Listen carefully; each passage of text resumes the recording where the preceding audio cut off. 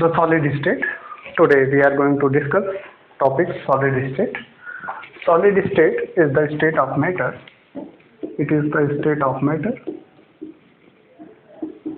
State of matter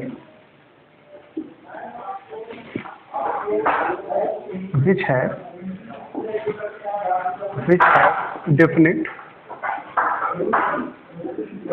definite shape and definite symmetry, definite shape and definite volume,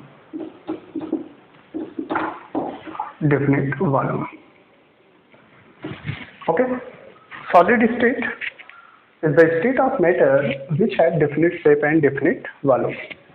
Why solid state have the definite shape and definite volume? Because the constituents of particles,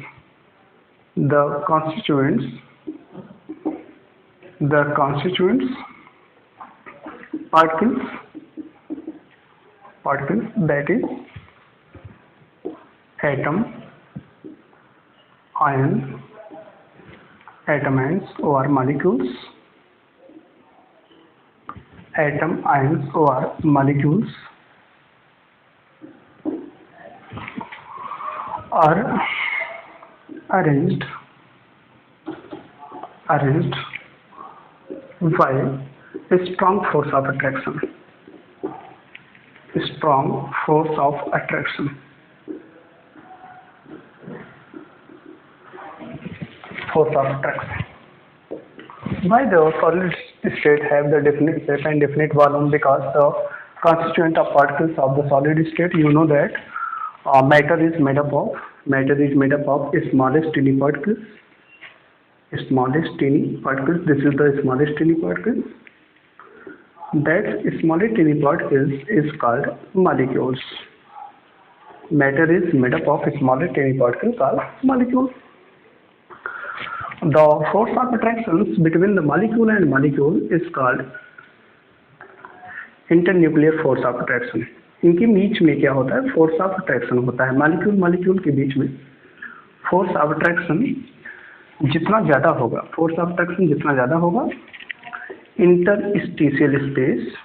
interstitial space उतना क्या होगा? कम होगा. Means interstitial space, the space between the two molecules is called interstitial space. And in case of solid state, the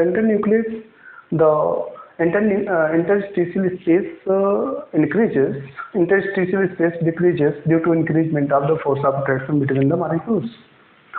हम लोग बात कर रहे थे सॉलिड स्टेट के बारे में. सॉलिड स्टेट जो है मैटर का एक स्टेट है. आइए यहाँ पे हम लोग बात करते हैं मैटर क्या है. The whole universe is made up of matter and energy. The whole universe is made up of matter and energy. Matter, this is the universe.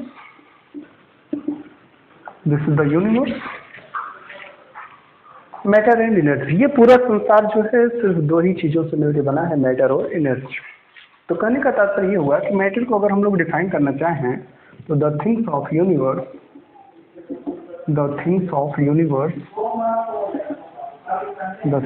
universe which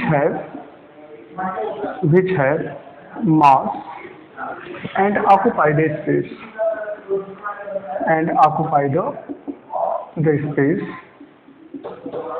called matter.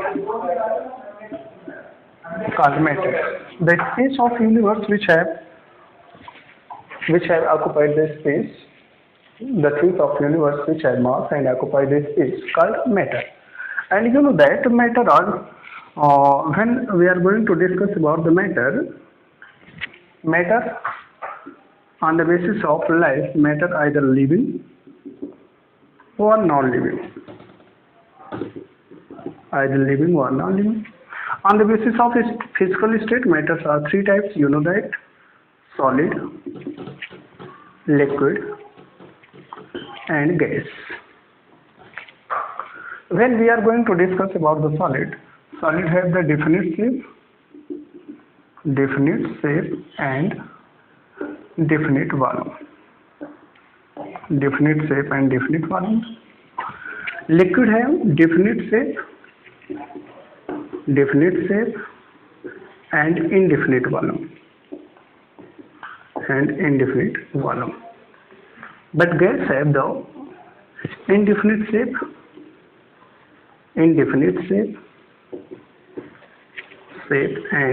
indefinite volume. On the basis of compositions, arrangement of compositions, matters are also two types: homogeneous as well as heterogeneous. Homogeneous are two types, you know that is pure and impure. Pure substance are two types, you know that, element and compound. This is the general discussion about the matters, but here the topic is solid state. When we are going to comparatively discuss about the solid, liquid and gas, there are some points arises.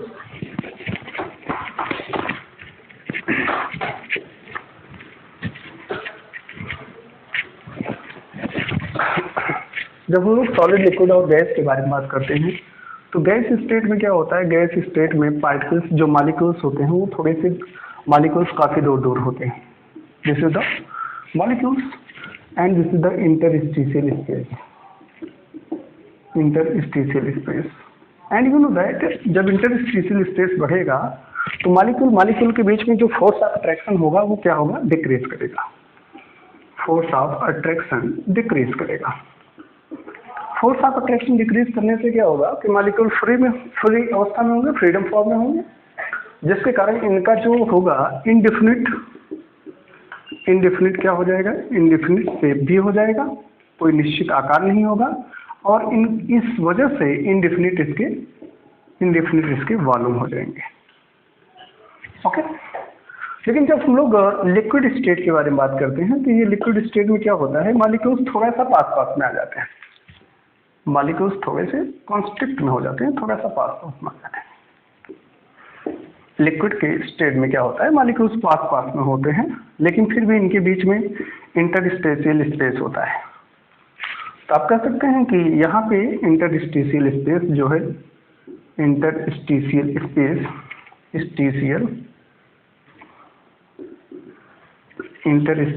Space जो है इसके compare में थोड़ा सा कम है, फिर भी है, इंटरस्टेशियल स्पेस कम है, और जिसके कारण फोर्स ऑफ अट्रैक्शन क्या होगा, फोर्स ऑफ अट्रैक्शन गैस के कंपेयर में थोड़ा सा ज्यादा होगा. इसलिए इनके मॉलिक्यूल्स बधे होते हैं, और बधने के कारण क्या होते हैं, डिफिनिट शेप देते हैं, डिफिनिट वॉल्यूम होता है, लेकिन इस इंटरस्टिशियल स्पेस की वजह से क्या होता है, इनडिफिनिट शेप हो जाते हैं. इनडिफिनिट शेप क्यों हो जाते हैं, क्योंकि इनकी मॉलिक्यूल्स गैप में स्लाइड करते हैं. जैसे इसका कंटेनर अगर चेंज कर दिया जाए लिक्विड्स का, तो इनके मॉलिक्यूल्स क्या करते हैं, स्लाइड करके डिफरेंट शेप में अरेंज हो जाते हैं. बट जब हम लोग बात करते हैं सॉलिड स्टेट के बारे में,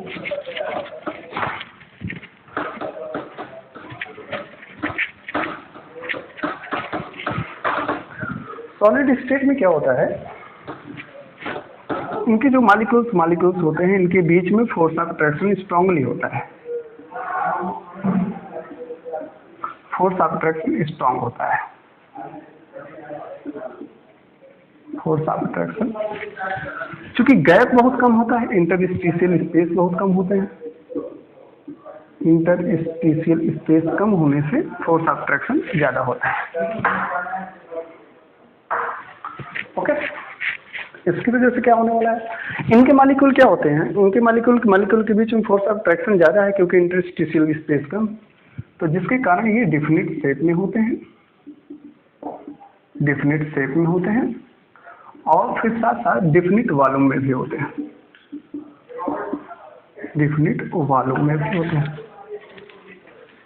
ओके. तो सॉलिड के कुछ कैरेक्टर्स हैं. आइए सॉलिड के कैरेक्टर्स के बारे में बात करें. सॉलिड के जो डिफिनिट शेप और डिफिनिट वॉल्यूम, पहला कैरेक्टर ये है, solids have the definite shape and definite volume. First point is the state of matter which have definite shape and definite volume. This is the first point, because interstitial space is very less, due to which the force of attraction large. Second point is they have short and higher melting point. Sharp and higher melting points होता है, sharp and higher melting point होता है। ये जो solid होते हैं वास्तव में सॉलिड फॉर्म में ये हीट एंड इलेक्ट्रिसिटी को कंडक्ट नहीं कर पाते हैं, क्योंकि सॉलिड स्टेट में है। तो ये तो जनरली तौर से इनके कैरेक्टरिस्टिक फीचर हुए। अब हम लोग बात करेंगे टाइप्स ऑफ सॉलिड के बारे में।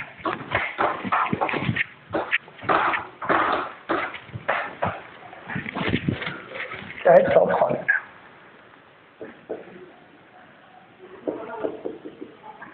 टाइप्स ऑफ सॉलिड में ध्यान रखिएगा, सॉलिड जो होते हैं, ये पहला होता है आपका metallic solids.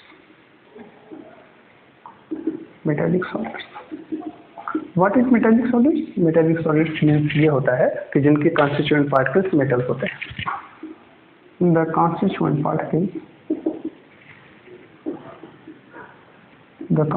Particles are metal.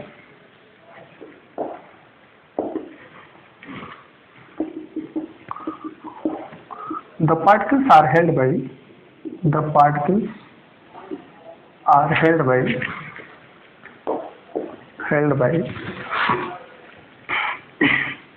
metallic bond। इनके जो पार्टिकल्स होते हैं वो मेटेलिक बॉन्ड के द्वारा बंधे होते हैं। First of all we are going to discuss metallic bond. Metallic bond is strong electrostatic force of attraction,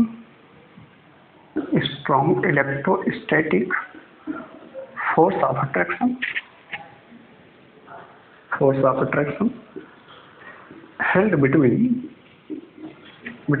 kernel and core electrons। ये मेटेलिक बॉन्ड क्या होते हैं? कर्नेल और कोर के बीच में लगने वाले strong electrostatic force of attraction को मेटेलिक बॉन्ड बोलते हैं। ये कर्नेल और कोर क्या है, इसके बारे में आप देखें। देखो, जैसे फॉर एग्जांपल ये आपका सोडियम है। इलेक्ट्रॉनिक कॉन्फ़िगरेशन हम लोग करते हैं तो 1s2, 2s2, 2p6 और ये 3s1 है।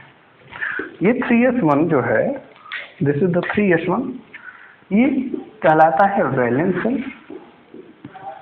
वैलेंस इलेक्ट्रॉन, या इसी को मोबाइल इलेक्ट्रॉन भी बोलते हैं। This is the mobile electron, या फिर इसी को कोर इलेक्ट्रॉन बोलते हैं, कोर इलेक्ट्रॉन, या फिर इसी को डीलोकलाइज्ड इलेक्ट्रॉन बोलते हैं, डीलोकलाइज्ड इलेक्ट्रॉन।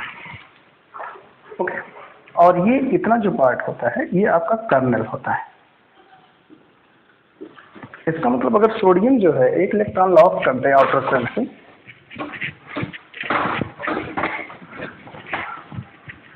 सोडियम अगर आउटर सेल से एक इलेक्ट्रॉन लॉस कर दे, जैसे आपका ये सोडियम है, चलिए 1s2, 2s2, 2p6, 3s1, अगर इसने एक इलेक्ट्रॉन को लॉस किया सपोज करो, तो ये क्या बन जाता है? Sodium plus electron, sodium plus electron. एक मिनट यहीं पर दिखा दें। ये सोडियम जो है एक इलेक्ट्रॉन लॉस किया, क्या बन गया? Sodium plus electron. ये जो सोडियम प्लस है इसको कर्नेल बोलेंगे, कर्नेल फॉर्म है। और ये क्या है? ये आपका कोर इलेक्ट्रॉन है, कोर इलेक्ट्रॉन। ये होता क्या है, देखो जरा, इस तरीके से ये कोर जो इलेक्ट्रॉन्स होते हैं, ये कोर इलेक्ट्रॉन ऐसे सेंटर में पड़े होते हैं, और Na प्लस जो है इसको चारों तरफ से ऐसे इलेक्ट्रोस्टैटिक फोर्स ऑफ अट्रैक्शन के द्वारा इसको चारों तरफ से घेरे रखता है। इनके बीच में इलेक्ट्रोस्टैटिक फोर्स ऑफ अट्रैक्शन होता है। इसी इलेक्ट्रोस्टैटिक फोर्स ऑफ अट्रैक्शन को हम लोग क्या नाम देते हैं? Metallic bond. Metallic bond. तो ये आपका क्या है, ये आपका कोर इलेक्ट्रॉन्स हुआ, this is the core electrons, core electrons and this is the kernel. तो कोर और कर्नल के बीच में लगने वाले फोर्स ऑफ अट्रैक्शन को मेटेलिक बॉन्ड बोलते हैं। ओके, तो मेटेलिक बॉन्ड जिस सॉलिड में पाया जाता है उसको हम लोग क्या बोलते हैं, मेटेलिक सॉलिड्स बोलते हैं। ठीक है, मेटेलिक सॉलिड्स, मेटेलिक सॉलिड में आपका कॉपर, Fe, Ag ये सब आते हैं, कॉपर, Fe, Ag ये सब आते हैं मेटेलिक सॉलिड के अंदर।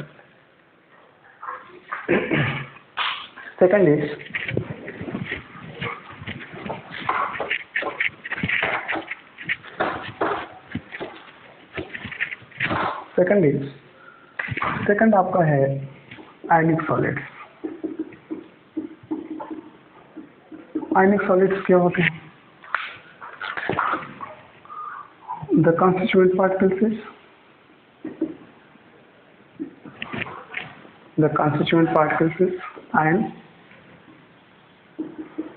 ions।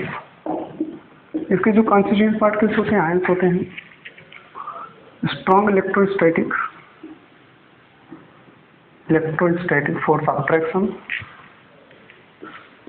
force of attraction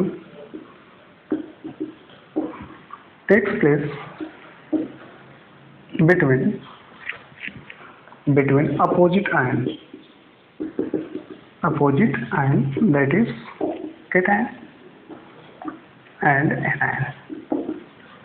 cation और एनायन के बीच में लगने वाले फोर्स ऑफ, केटायन और एनायन के बीच में इलेक्ट्रोस्टैटिक फोर्स ऑफ अट्रैक्शन होता है। जैसे आपका एग्जांपल है NaCl, Na11 होता है 281, 1 इलेक्ट्रॉन लॉस किया, क्या बन गया Na+, और Cl होता है, Cl जो होता है 287 होता है, 1 इलेक्ट्रॉन इसने ले लिया तो क्या बन गया, Cl- हो गया। तो Na+ और Cl- के बीच में इलेक्ट्रोस्टैटिक फोर्स ऑफ अट्रैक्शन होता है, दैट इज आयनिक बॉन्ड होते हैं। उनको हम लोग क्या बोलते हैं, आयनिक सॉलिड्स बोलते हैं। ये आयनिक सॉलिड्स जो होते हैं दे आर नॉन, ये जो होते हैं हीट एंड इलेक्ट्रिसिटी को कंडक्ट नहीं करते हैं क्रिस्टलाइन मीडियम में, लेकिन एक्वस मीडियम में करते हैं। तो दे है non conductor in crystalline medium, but conducts heat and electricity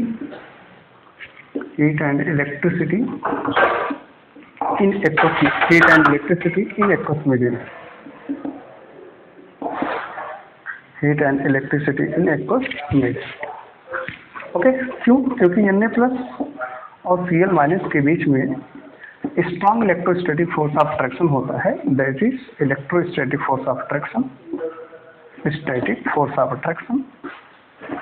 बराबर हो गया। फोर्स ऑफ अट्रैक्शन होने के कारण इनके जो आयंस होते हैं फ्री नहीं होते हैं, और जिसके कारण ये हीट एंड इलेक्ट्रिसिटी को कंडक्ट नहीं कर पाते हैं। लेकिन जैसे इसको एक्वस मीडियम में डिजॉल्व कर दिया जाता है तो Na+ Cl- आयनीकृत हो जाते हैं, और इनके पास फ्री इलेक्ट्रॉन्स होता है जो कि इलेक्ट्रिसिटी को कंडक्ट कर सकता है। ओके।